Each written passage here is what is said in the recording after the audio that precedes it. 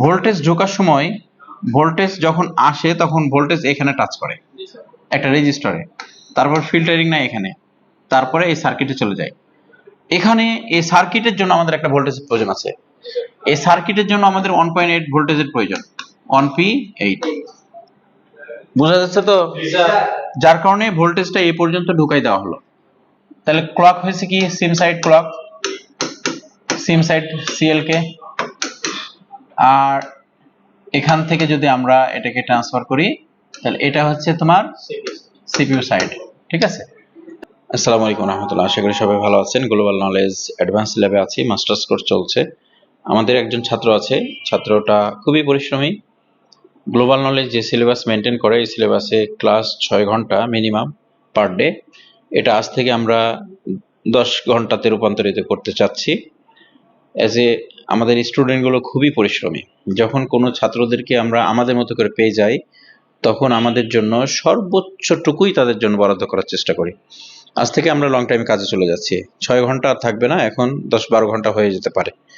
তো সর্বোপরি তুমি আমাদের ট্রেনিং করে কি সন্তুষ্ট? জি স্যার, আমি অনেক সন্তুষ্ট। আচ্ছা, আর আমি যেটা বলছিলাম যে এখানে 6 ঘন্টার যে আমাদের সিলেবাস আছে ক্লাস টাইম, এই 6 ঘন্টার ক্লাস টাইম নেওয়ার পরে বাসায় যাওয়ার পরে বসে থেকে সময় কাটানোর সুযোগ আছে কিনা? না, সুযোগ নাই। পড়ালেখা করতে হবে। পড়ালেখা ছাড়া আমাদের এখন এখানে কোনো কত ঘন্টা পড়াশোনা করছো? আমি এখান থেকে বাসায় যাওয়ার পরে রাত 2টা পর্যন্ত 1টা পর্যন্ত আমার করছি, ক্লাসগুলা রিভিশন দিচ্ছি আবার। আচ্ছা আচ্ছা, এরপরেও মাথায় কিছু প্রশ্ন? জি জি, আবার জটলা হয়েছে। যখন কোনো ছাত্র প্রশ্ন করে তখনই আমরা সন্তুষ্ট হই, আমরা হ্যাপি। কারণ হচ্ছে প্রশ্ন করার যোগ্যতা লাগে। তারা যখন বুঝতে শিখে তখন বলে যে স্যার এটা বুঝতে পারছি না। আর যখন আমরা কোনো ছাত্রদেরকে পেয়েছি প্রশ্নই করছে না, তখন বুঝতে হয় যে তারা বুঝে নাই, যার কারণে প্রশ্ন করতে পারছে না। কিন্তু অনেক সময় আমরা ফিডব্যাক পাই, তারা বলে হ্যাঁ স্যার বুঝেছি, একদম পানির মতো ক্লিয়ার। আসলে যদি আমি বুঝি তাহলে আমার মধ্যে সমস্যা থাকবেই থাকবে। এখন আমাদের কাছে একটা প্রশ্ন আসছে, প্রশ্নটা খুবই ইম্পর্টেন্ট, যার কারণে ভিডিওতে নিয়ে আসলাম। তোমার পরিচয়টা দাও। আমার নাম মোহাম্মদ সিয়াম, আমি ঢাকা থেকে। কতদিনের অভিজ্ঞতা তোমার? আমার অভিজ্ঞতা 5 বছর। আমি ক্লাস 5 থেকে এই কাজের ভিতরে জড়িত আছি। 5 বছর? মানে তোমার এখন বয়স কত? আমার বয়স এখন 17 বছর। জি স্যার। মানে ক্লাস 5 থেকে ওই টেকনিক্যাল জগতে চলে আসছে। ও গ্লোবাল নলেজের মাস্টার্স কোর্স করছে। মানে একটু চিন্তা করেন যে ও কি হতে যাচ্ছে। মানে এখনই ওর 5 বছর চলে গেছে অলরেডি, এরই মাঝে গ্লোবাল নলেজের মাস্টার্স কোর্স করছে। মানে 5 বছর পরে তাকে কোথায় পাবো, এটা নিয়ে কিন্তু আমি ব্যাপক আমার ভিতরে উদ্দীপনা, হ্যাঁ, যে তাকে কোথায় দেখতে পাবো আমি। ইনশাল্লাহ আপনাদেরকেও দেখাবো, হয়তো 5 বছর পরে আজকে যারা ভিডিও দেখছেন তারা নাও দেখতে পারেন, কিন্তু সে একটা পজিশনে যাবেই। সেদিন বলবো যে 5 বছর আগে সে গ্লোবাল নলেজে মাস্টার্স করেছে, এখন তার অবস্থান কোথায়। আই হোপ আমি যে জায়গায় দাঁড়িয়ে আছি এর চাইতে ভালো কোনো প্ল্যাটফর্ম সে গড়ে ফেলতে পারে। তার ভিতরে সেই উদ্যমটা দেখেছি। তোমার প্রশ্ন করো। জি স্যার, আমার প্রশ্ন হচ্ছে, এখানে আমরা IQ Z10 একটা মডেল, IQ 10 একটা মডেল পেয়েছি, 10 Pro। আমাদের প্রশ্নটা হচ্ছে, এখানে আমাদের নেটওয়ার্ক সেকশনে যেই আপনার লাইনগুলো থাকে সেগুলো হচ্ছে একটা ক্লক, একটা ডাটা, একটা রিসেট, একটা গ্রাউন্ড, একটা এনসি, যেটা ভিতরে কোনো লাইন থাকে না। এখন সেগুলো হচ্ছে মাদারবোর্ড পিসিবিতে আমাদের সেগুলা ডাইরেক্ট সিপিইউ বা পাওয়ার সেকশন থেকে সিপিইউ থেকে ভোল্টেজ গুলা চলে যায় সোজা আপনার সিপ সেকশনে। কিন্তু এখানে আমরা দেখতে পাচ্ছি সেগুলা কনভার্ট করার জন্য 2টি ছোট ছোট আইসি ব্যবহার করা হয়েছে। আমার প্রশ্ন হলো, এগুলা কি আইসি বা রেজিস্টার, এগুলার কাজ কি বা এগুলা কি কাজে ব্যবহৃত হয়? স্যার, আমার প্রশ্নটা হলো এখানে। আচ্ছা, আমরা অন্য ফোনে এগুলো দেখি না সচরাচর, কিন্তু এই ফোনটা এখানে দেখছি। Good question. এখানে যে বিষয়টা ঘটেছে সেটা হচ্ছে যে তারা যখন আবাসিকে থাকে ওই সময় ওখানে তারা স্টাডি করে, আর এটাকে প্রচুর স্টাডি করতে হবে, তাছাড়া এখান থেকে প্রশ্ন বের হবে না, এটাই স্বাভাবিক। নতুন একটা মডেলে গেছে, আপনারা যারা ভিডিও দেখছেন অনেকেই সিমের লাইনের সঙ্গে এই ধরনের কম্পোনেন্ট বা আইসি দেখবেন না, তবে এটা খুব সহজ বিষয়। আজ থেকে যদি আমরা 15 বছর আগে চলে যাই, তো সেই সময় আমাদের কাছে যে ফোনগুলো ছিল নোকিয়া সিরিজের, নোকিয়া 1110, 1600, 6030, 6020, এই সবগুলোতে সিম আইসি ব্যবহার হতো আলাদা। তো সিম আইসি গুলো এতটাই ছোট ছিল, হটগান দিয়ে লাগাইতে গেলে ম্যাক্সিমাম সময় হটগানের বাতাসে উড়ে চলে গেছে, এরকমটা হয়েছে। আপনাদের কারো অভিজ্ঞতা আছে? ওই জেনারেশনের কেউ আছেন?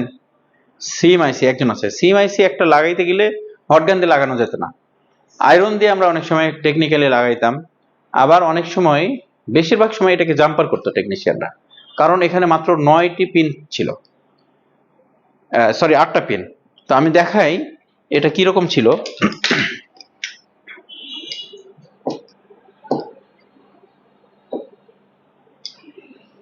একটা সিম আইসি সাধারণত এমন হইতো, ঠিক আছে, তোমাদের বোঝার স্বার্থে বলছি, আর 1 2 3 1 2 3 1 2 3 6 8টা পিন না?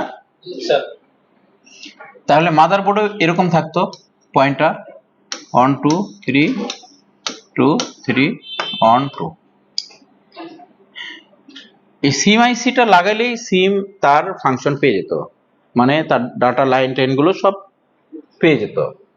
তো এই সিমের লাইনগুলো সাধারণত সাপ্লাই কে দেয় বলতে পারবা? সিপিইউ, মনে নাই? সাধারণত সিপিইউ। তাহলে ধরেন সিপিইউ থেকে ডাটা লাইন দিয়ে দিয়েছে, তারপরে সিপিইউ থেকে ক্লক লাইন দিয়ে দিয়েছে, ঠিক আছে, আর সিপিইউ থেকে রিসেট লাইন দিয়ে দিয়েছে, তিনটাই তো না? আর এটা হচ্ছে আইসি বা আইসির নিচের পয়েন্ট। এখানে আমরা সিমের যে চেম্বারটা আছে সেটাকে আমরা ড্র করি। কয়টা পিন থাকবে? 6টা। এটা হচ্ছে গ্রাউন্ড, ঠিক আছে, এটা কি ছিল? ডাটা। এই ডাটা লাইন কানেকশন থাকবে হচ্ছে এটার সাথে। এটা কি ছিল? তাহলে ক্লক এখানে, ঠিক কি না? আর এটা কি ছিল? তাহলে রিসেট লাইন এখানে, ঠিক আছে। এটা হচ্ছে সিম চেম্বার। আর এটা কি ছিল? ভিসিম। তো ভিসিম কার সাথে? পিএম এর সাথে। পিএম এ চলে গেছে। সিপিইউ এর কাছে কি ছিল?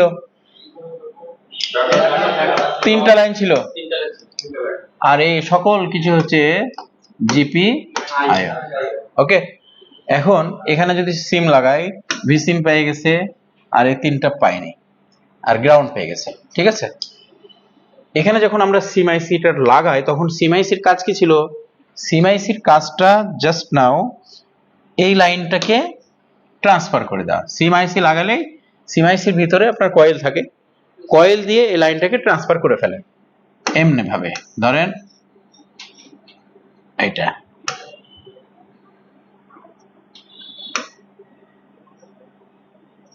ওকে, আইসি লাগালেই লাইন ট্রান্সফার হয়ে যায়, এই মিডিলের এই পিন বাদ, এটাও বাদ। তো আমরা কি করতাম, সিম আইসি যদি নষ্ট হতো সিম আইসি তুলে ফেলতাম, তুলে ফেলে সরাসরি এটাকে জাম্পার করতাম, ডাইরেক্ট এভাবে জাম্পার করতাম।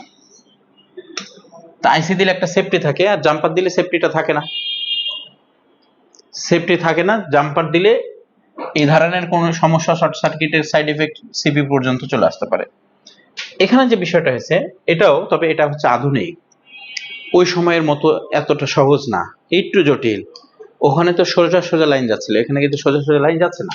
তাহলে এখানে বুঝতে হবে, এখানে খেয়াল করো, এখানে কিন্তু বিশাল একটা গেম আছে। যারা অনলাইনে আছেন দেখছেন আমাদেরকে, একটু বুঝতে হবে, এই সার্কিটটা বোঝা খুবই জরুরি।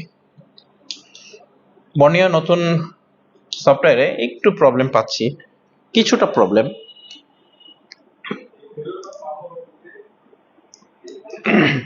আমরা দেখতে পাচ্ছি যে এটা ডাটা, ঠিক আছে, ডাটা এখানে ইনপুট হয়েছে, আর ডাটা এখান থেকে আউটপুট হয়ে তারপরে এখান থেকে সিম টু ডাটা হোস্ট চলে গেছে কোথায়? সিপিইউ এর মধ্যে, তাই না? অর্থাৎ এখন এই মুহূর্তে এটাকে আমি ট্রান্সফার করি, যখন সিম লাগানো হয় সিমের ডাটাটা এখানে আসে, ঠিক আছে, আর এর ভিতরে সেফটির জন্য কয়েল বা রেজিস্টার দিয়ে এটাকে ট্রান্সফার করা হয়। এখানে আমরা চেক করলে জাম্পার পাবো, ইয়া পাবো, কন্টিনিউটি পাবো। তাহলে এই সিম আইসির মতো সেফটিটা আসছে না? জি স্যার। চলে গেছে এখন সিপিইউতে। তাহলে এটা হচ্ছে সিপিইউ সাইড, আর এটা ছিল কোন সাইড? সিম সাইড। সিম সাইড। Clear, safety. আচ্ছা, এখন এখানে দেখতে পাচ্ছি ক্লক, তাহলে ক্লক হয়েছে কি সিম সাইড ক্লক, সিম সাইড সিএলকে। আর এখান থেকে যদি আমরা এটাকে ট্রান্সফার করি তাহলে এটা হচ্ছে তোমার সিপিইউ সাইড, ঠিক আছে। তাহলে এখান থেকে আবার কি গেছে, রিসেট লাইন চলে গেছে এখানে, ঠিক আছে। এবার আমরা খেয়াল করে উপরে আবার কি লাইন আছে, এটা কিন্তু ব্ল্যাঙ্ক দেখাইছে, তাই না? আচ্ছা, এটা যদি স্কিমেটিক থাকতো তাহলে এটাকে আমরা ভেরিফাই করতে পারতাম যে ওখানে কোনো ধরনের ইনেবল আছে কিনা। এমনও হইতে পারে যে যেহেতু এটার স্কিমেটিক নাই, এমনও হইতে পারে যে এটা হচ্ছে আমাদের ইনেবল, তার মানে এটাকে একটা আইসি ফাংশনের মধ্যে নিয়েছে, সিম যখন লাগানো হবে তখন ইনেবলের মধ্যে নিয়ে যাবে। এটার স্কিমেটিক নাই, তবে সেম সার্কিট যদি আমরা একটা পাই স্কিমেটিক থাকলে এটাকে ফাইন্ডিং করা সম্ভব, আমরা বিট ম্যাপে যেয়ে দেখতে পারি। আচ্ছা, এখানে আর একটা লাইন দেখাচ্ছে, এটা কিসের লাইন দেখো, ইনেবল আছে না, এই ইনেবলটা কই যায়, এখানে, অর্থাৎ seem to L S enable, অর্থাৎ এটা হচ্ছে ডিজিটাল সার্কিটে রূপান্তরিত করে দিয়েছে এটা। তাহলে আমরা এখানে দেখতে পাচ্ছি যে আমাদের সিম টু ইনেবল আছে এখানে, তারা এআইসির সঙ্গে ইনেবল ফাংশন দেওয়া আছে, তার মানে এটা ডিজিটাল সার্কিটে রূপান্তরিত করা আছে, ইনেবল আছেই এখানে, ঠিক আছে। তার মানে এআইসি কে ইনেবল করবে। এবার দেখেন যে এখানে একটা লাইন দেওয়া আছে, এই লাইনটা হচ্ছে ভোল্টেজের লাইন। এখানে কি বলছে, ভিআরইজি L5C 1.8, এখানে আরো একটা আইসি ব্যবহার করা হয়েছে, এখানে লেখা আছে ভিআরইজি S1.8, এটাও দুটোই হচ্ছে 1.8 ভোল্টেজ, ঠিক আছে। তো এই ভোল্টেজটা কিসের জন্য সে বিষয়টা দেখতে হবে, এখানেও কিন্তু একটা ভোল্টেজ আছে, তাহলে একটা ভোল্টেজ দুইটা ভোল্টেজ, এই আইসিতেও কিন্তু দুইটা ভোল্টেজ ব্যবহার করা হয়েছে, ঠিক আছে। এখানে যে আমাদের S1 ভোল্টেজটা আছে, এই ভোল্টেজটা এই আইসিতে যেমন দিয়েছে আবার এই আইসিতে দিয়েছে একই ভোল্টেজ।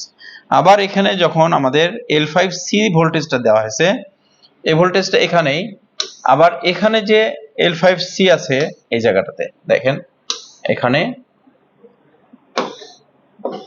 এই যে L4C, এটা ছিল কি L5C, তার মানে এই দুটোতে ভিআরইজি ভোল্টেজ আলাদা আলাদা ব্যবহার করা হয়েছে, ঠিক আছে। আচ্ছা, আমার ক্যালকুলেশন হচ্ছে কি দেখেন,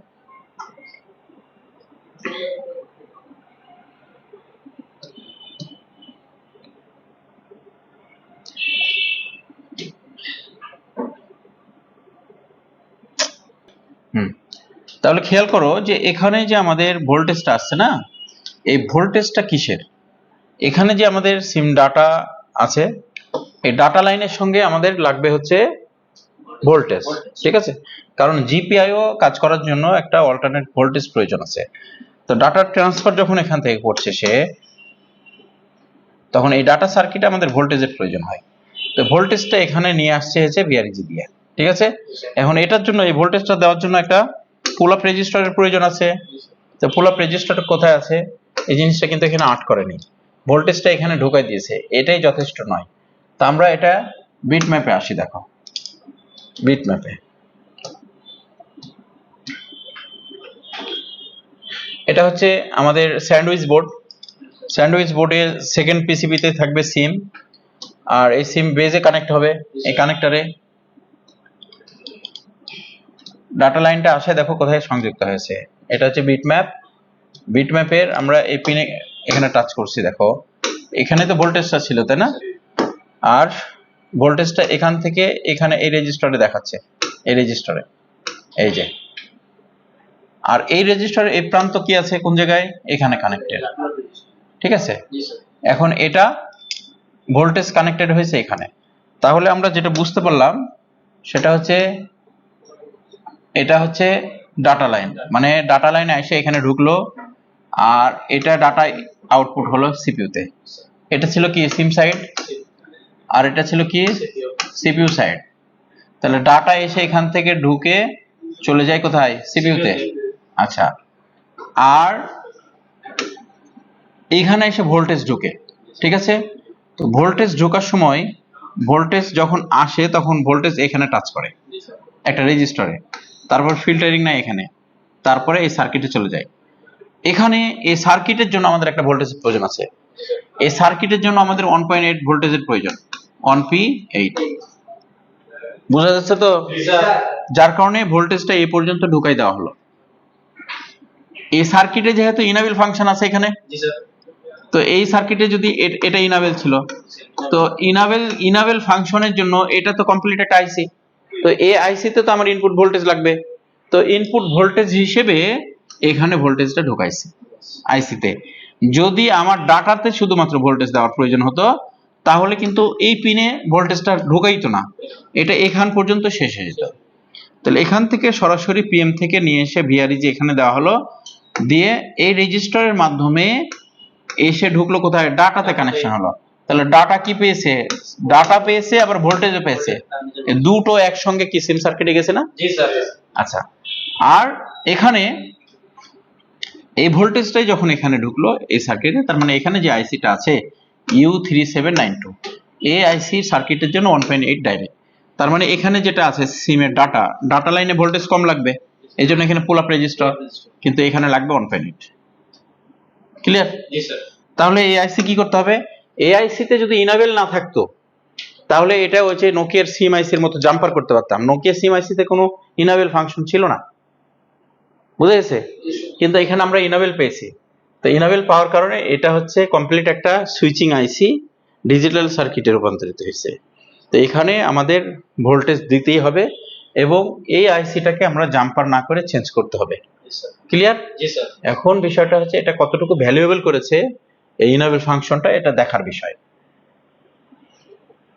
এখন দেখো এটা ক্লিয়ার হয়ে গেছে এই বিষয়টা এখানে।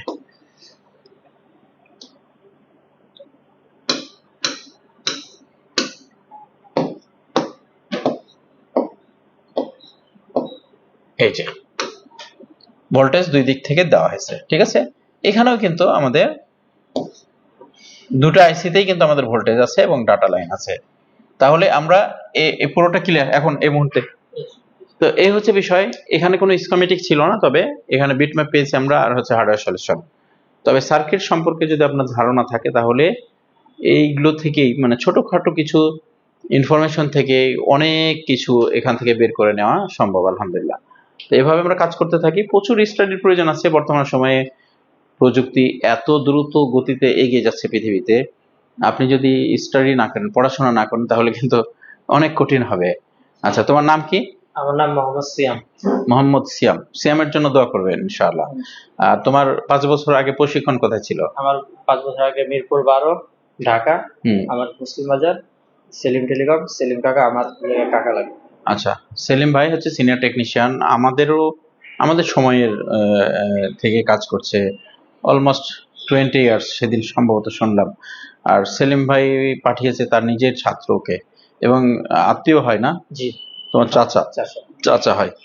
তো সেলিম ভাই হচ্ছে তার হচ্ছে প্রথম ওস্তাদ, এবং সে চেয়েছিল যে এই সেক্টরে তার ভাতিজা আরো ভালো কিছু করুক, আমার কাছে পাঠিয়ে দিয়েছে।